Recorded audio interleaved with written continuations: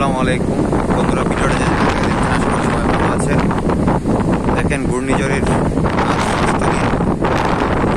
অবস্থা, তবে আগের চেয়ে অনেকটাই কম। ঘূর্ণিঝড়ের প্রভাব অনেকটাই কমে এসেছে, কিন্তু আকাশে বৃষ্টি এবং আকাশে প্রচুর মেঘ জমে আছে। দেখতে পাচ্ছেন আগের চেয়ে অনেকটাই সাগর স্বাভাবিক। গত 3 দিনের প্রচণ্ড ঢেউয়ের কারণে দেখেন জিও ব্যাগগুলা এলোমেলো হয়ে আছে। মেরিন ড্রাইভের যে জিও ব্যাগগুলা সব এলোমেলো হয়ে আছে। বিগত 3-4 দিন প্রচণ্ড বাতাস এবং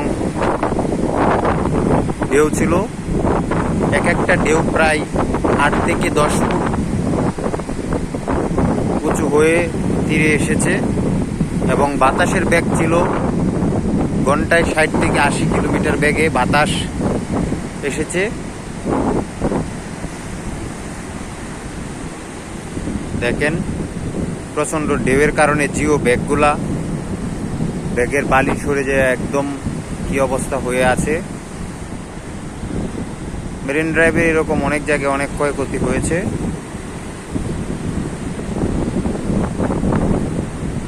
এখানে দেখছেন কতগুলা ব্যাগ নষ্ট হয়ে গেছে, এখানে আবার নতুন করে মেরামত করতে হবে।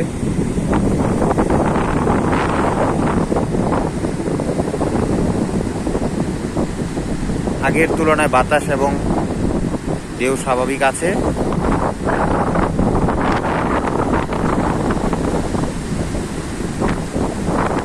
ভিডিওটা কেমন হলো জানাবেন, এবং এরকম নতুন নতুন ভিডিও দেখতে চাইলে আমাদের সাথেই থাকবেন।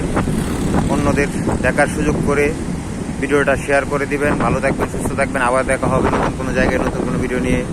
আল্লাহ হাফেজ, আসসালামু আলাইকুম।